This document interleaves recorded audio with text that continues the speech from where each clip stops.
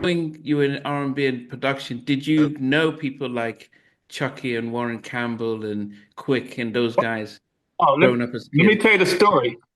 I got to tell you the story.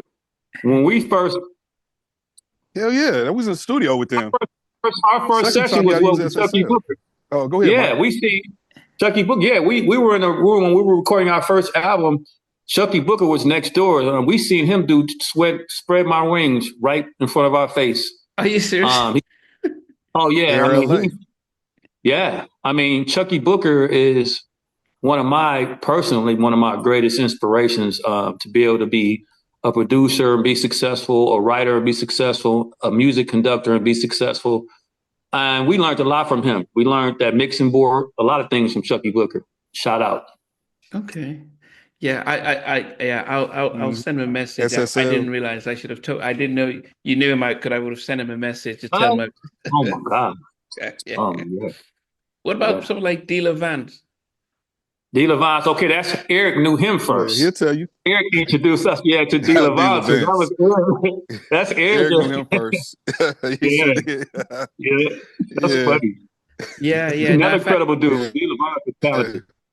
yeah. No, I had both of them. And It no, is oh yeah, hilarious. yeah. Chucky, I see almost every year when he comes to the UK and stuff. But like D. Levance talked about being yeah the difference between West Coast R&B and stuff. Even Zulu. Did you know Mike from Zulu? Z-Look. Yes. Z-Look. I mean, know of them, but not know them personally. Know of them. Z look.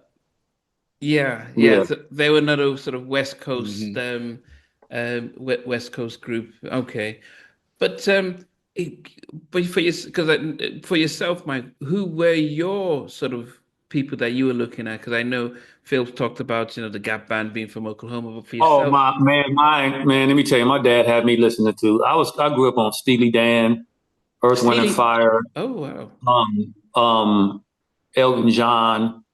Not just the black soul singers. My pops had me listening to Queen. Like I have tons of influences.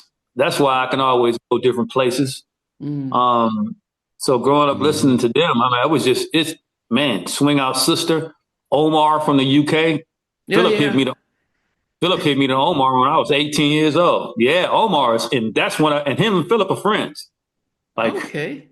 That's yeah, my brother, man. Well, I guess. yeah. I mean, Omar's been singing for so long. I didn't realize that he was that old. That's my bro, man. Okay, He was just here. okay, He was just here. He was just here 2 months ago. He was just okay. here 2 months. He was just here 2 months ago. He used to come to my house. Yeah, when he came to LA. Like that's my homeboy. Him and my brother are real tight. Him and my brother Rick. Yeah. Wow, Yeah, okay. And so, yeah. and then were you also looking to be like an LA and Babyface, Jimmy and Terry, or were you? What was your production wise? My Me and favorite, Mike, my me and Mike used to ride, and we had a black. Mike had a black Corvette, and we used to get the Escapade, the Janet Jackson, and what album was just that? listen to the production that Jimmy and Terry did for with Escapade and what else? What's the album? What album was that? Is that Real That was Rhythm Nation? Nation. Yeah, that was Rhythm Um, Nation. that Janet Jackson 18 Yeah, that 1492. Yeah, Rhythm Nation. Yeah. Me and Mike yeah, we dissected that album. We dissected the production on that album. yeah, like on and on our first album, we wanted to Jimmy Jam them, they had a warmthness. It was also the mixing board Yep. that they used called Harrison. They had a warmthness to their production. But growing up for me, I wanted to be like Quincy Jones. Mm. That's who I really wanted to. That's why when we signed with him, it was like our highlight because for him to be interested in us. Now we felt validated when he was Yeah, when signed us. Quincy signed us. Yeah. Yeah. So A question I had, because this is a debate. If Quincy hadn't done Thriller, would he still be considered one of the greatest producers?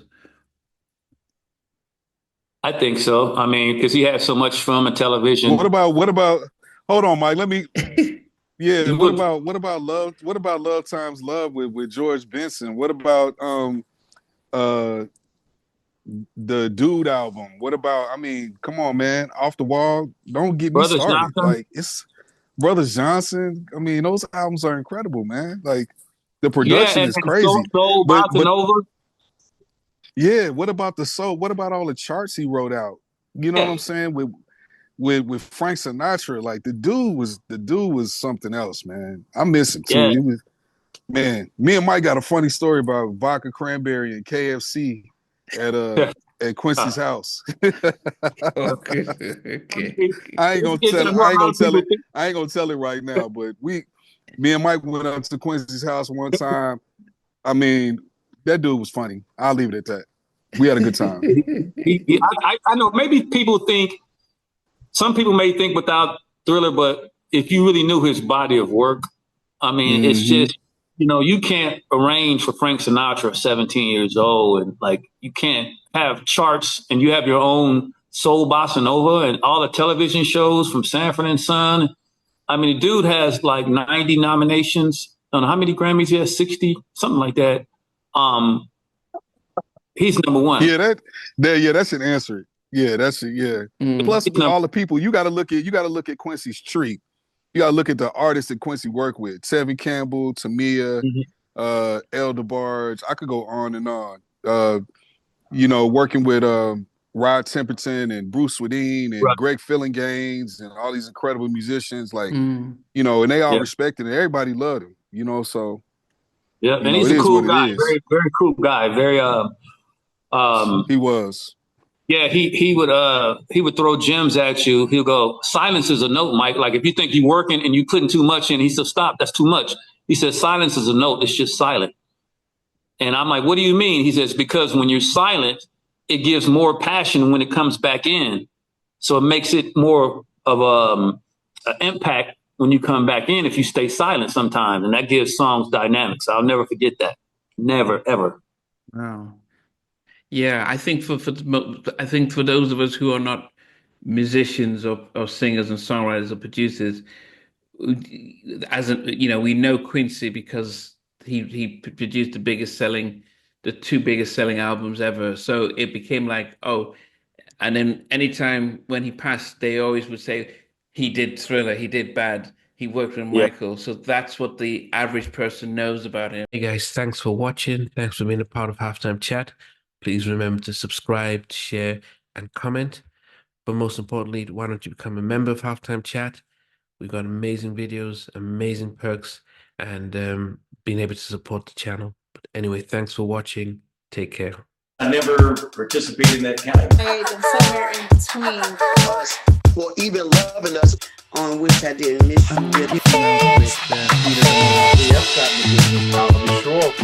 What was it like growing up? She's still making an impact on 4 houses down. I have a couple of pieces. trying to get this one and that one. That works for you, but just for me, No. Okay, you're okay. They don't understand what Jonas Boys and men and all spirits. Play it. I mean, I love all different genres.